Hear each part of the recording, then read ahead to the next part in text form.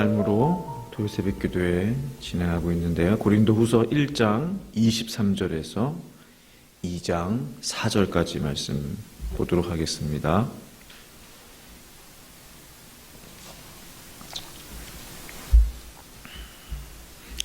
고린도후서 1장 23절에서 2장 4절까지의 말씀 보도록 합니다. 찾으신 줄 알고 저와 함께 23절부터 교독하시겠습니다. 내가 내 목숨을 걸고 하나님을 불러 증언하시게 하노니 내가 다시 고린도에 가지 아니한 것은 너희를 아끼려 함이라. 우리가 너희 기쁨을 교환하는 것이 아니요 오직 너희 기쁨을 돕는 자가 되게 하니 이는 너희가 믿음에 섰습니다. 내가 다시는 너희에게 근심 중에 나아가지 아니하기로 스스로 결심하였노니 내가 너희를 근심하게 한다면 내가 근심하게 한 것밖에 너희 기쁘게 할 적은 내가 이같이 쓴 것은 내가 갈 때에 마땅히 나를 기쁘게 할 자로부터 도리어 근심을 얻을까 염려하며 또 너희 모두에 대한 나의 기쁨이 너희 모두의 기쁨인 줄 확신함이로다. 내가 마음에 큰 눌림과 걱정이 있어 많은 눈물로 너에게 썼노니 이는 너희로 근심하게 하려 한 것이 아니오 오직 내가 너희를 향하여 넘치는 사랑이 있음을 너희로 알게 하려 함이라. 아멘. 지난 간밤에도 잘 편안히 쉬셨습니까? 네. 대답 소리가 약하신 거 보니까 많이 못 쉬시고 피곤하신 것 같아요. 예. 오늘 말씀을 통해서 새해 못기를 간절히 바랍니다. 사역자라면 누구나 마음과 정성을 더욱 쏟았던 특별한 사역지가 있을 겁니다.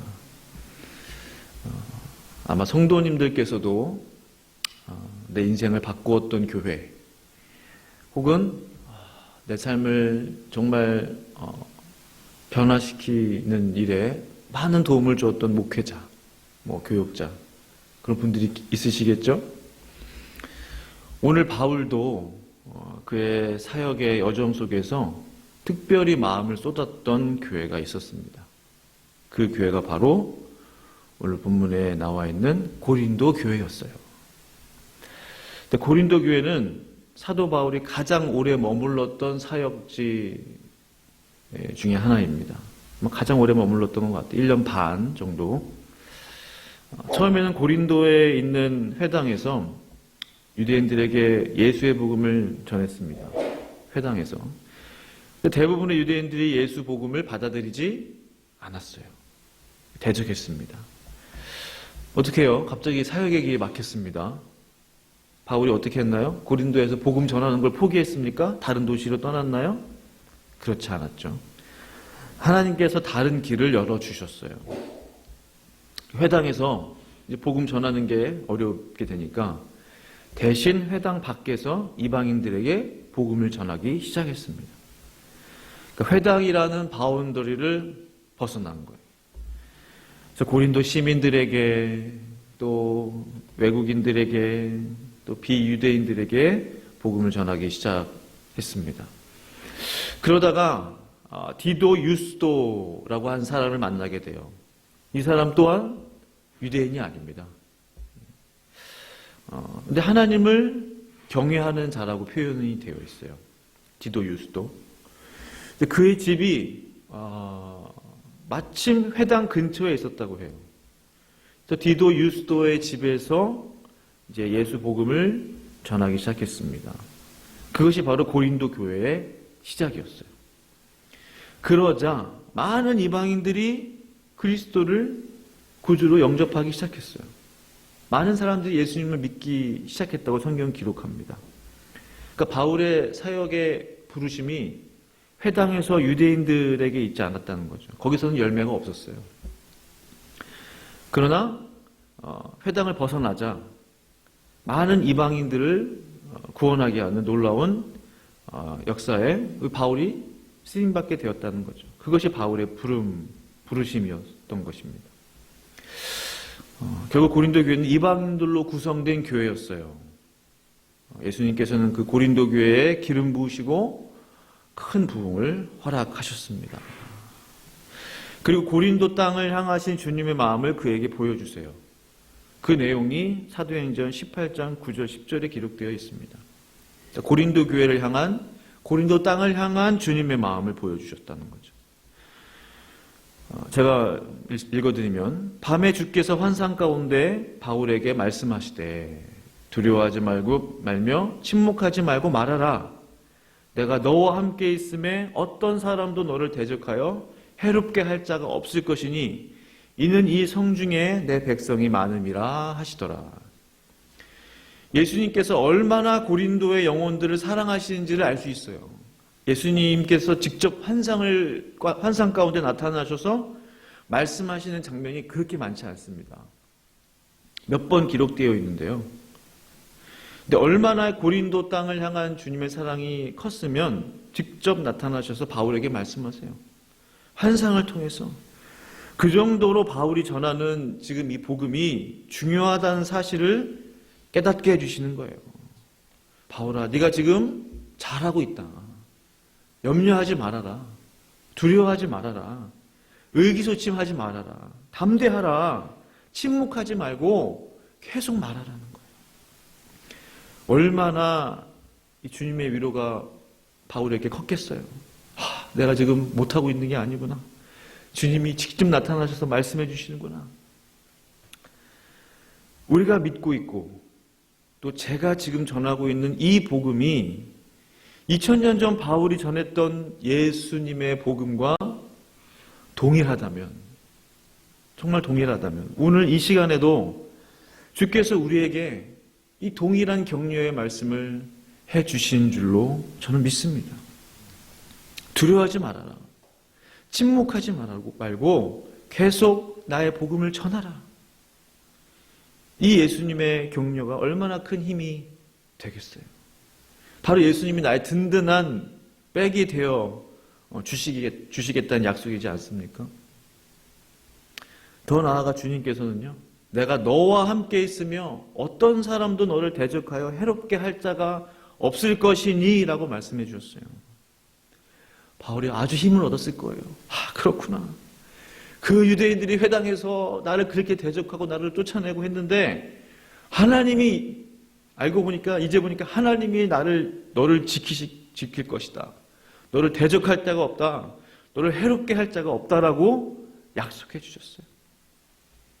성도 여러분, 지금 주 예수님께서 나를 지키시고 나를 보호하고 계신다는 사실을 믿으십니까? 아멘. 진정 주 예수님께서 나와 함께 하시고 나를 지키시고 나를 보호해 주신다면 그 누구도 나를 대적하여 해롭게 할 자가 없는 줄로 믿습니다. 그래서 복음 전하는 삶을 살아보십시오. 전도자의 삶을 한번 살아보세요. 하나님께서는 그 사람을 반드시 지키시고 보호하여 주실 줄로 믿습니다. 더 나아가 이 성중에, 즉 고린도에 내 백성이 많다라고 말씀해 주셨어요. 환상 가운데 말씀하셨다는 거죠. 내 백성이 많다. 누가 많아요? 내 백성이 많다는 거예요. 남의 백성, 사탄의 자녀, 이게 아니고 내 백성이 많다는 거예요. 바울의 눈이 떠졌을 거예요. 이 항구 도시, 향락의 도시, 이 우상의 도시에 하나님의 백성이 많다는 거예요. 전도돼야 할 백성이 많다는 거예요. 아직 구원받아야 할 자녀가 많다는 거예요. 그 약속 받으면 아마 힘이 날 것 같아요. 힘이. 그 영혼들을 바울에게 보내주시겠다는 거죠. 그 영혼들을 고린도 교회에 보내주시겠다고 약속해 주시는 거예요.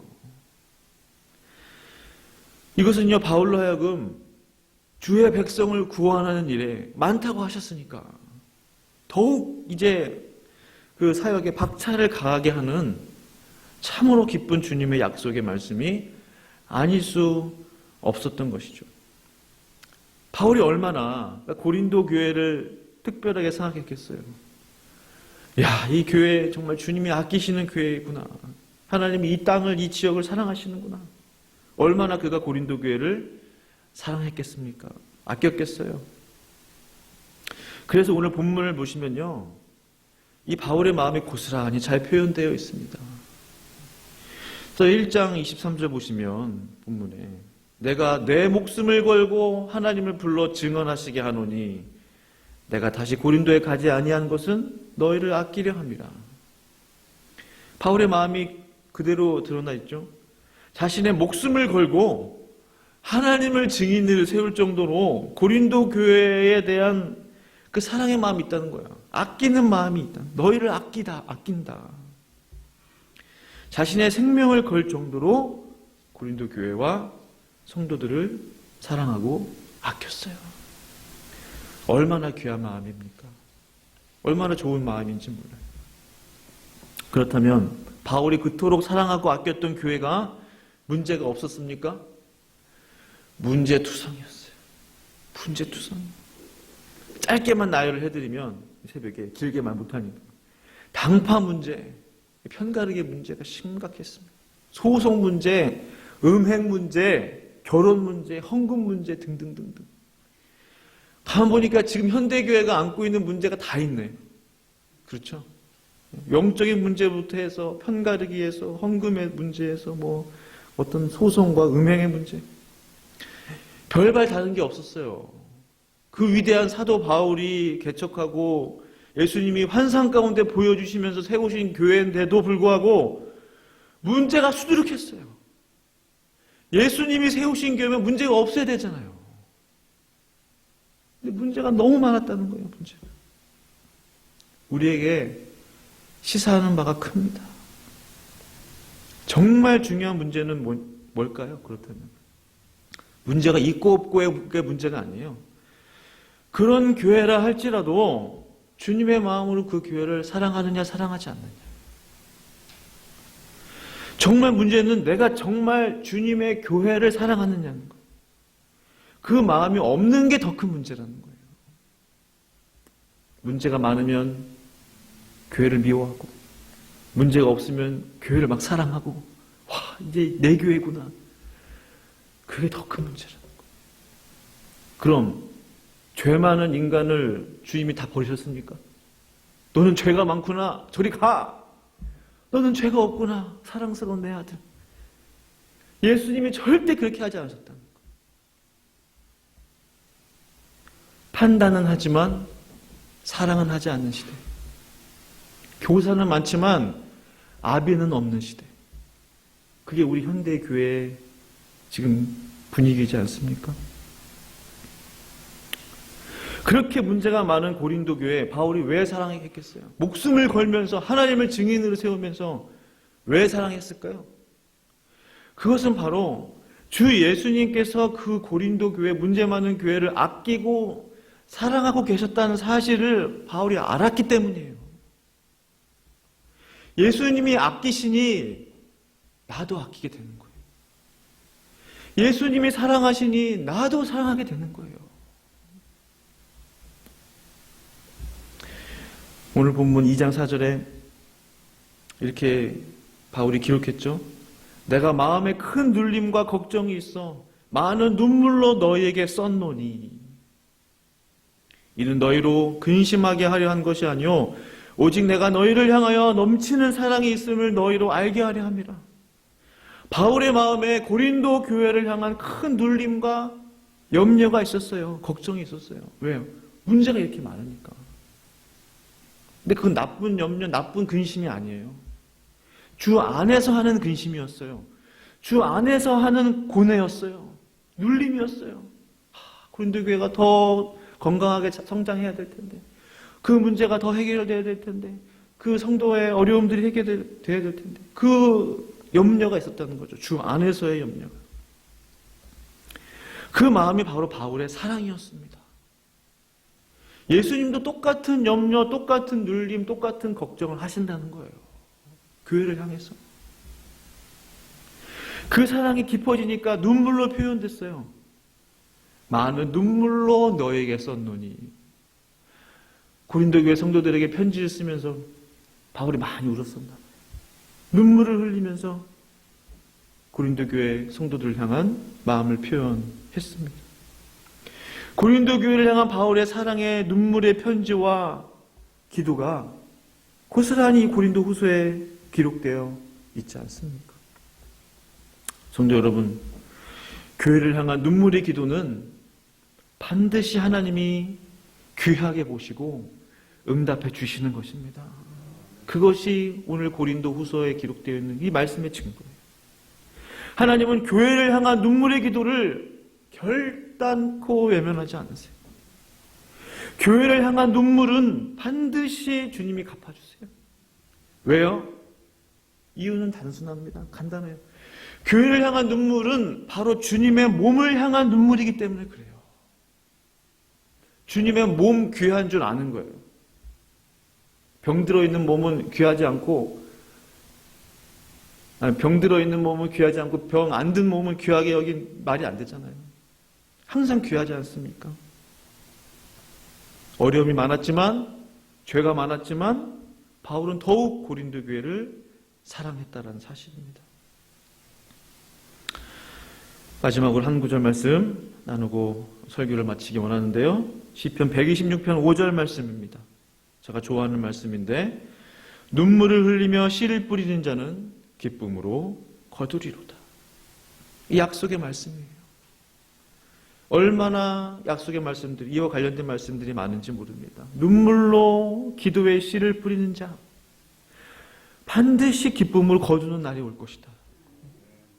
사랑하는 성도 여러분, 하나님은 살아계십니다. 우리가 무슨 기도를 하는지 다 듣고 계세요. 이 아침 교회를 향한, 즉 주님의 몸을 향한 간절한 기도를 한번 드려보세요. 얼마나 그 기도를 귀하게 보시겠습니까? 바울과 같이 눈물의 기도를 한번 드려보세요. 주께서 놀라운 은혜로 갚아주실 줄로 믿습니다. 감사합니다. 예수님의 이름으로 이 시간 함께 합심으로 기도하기 원합니다.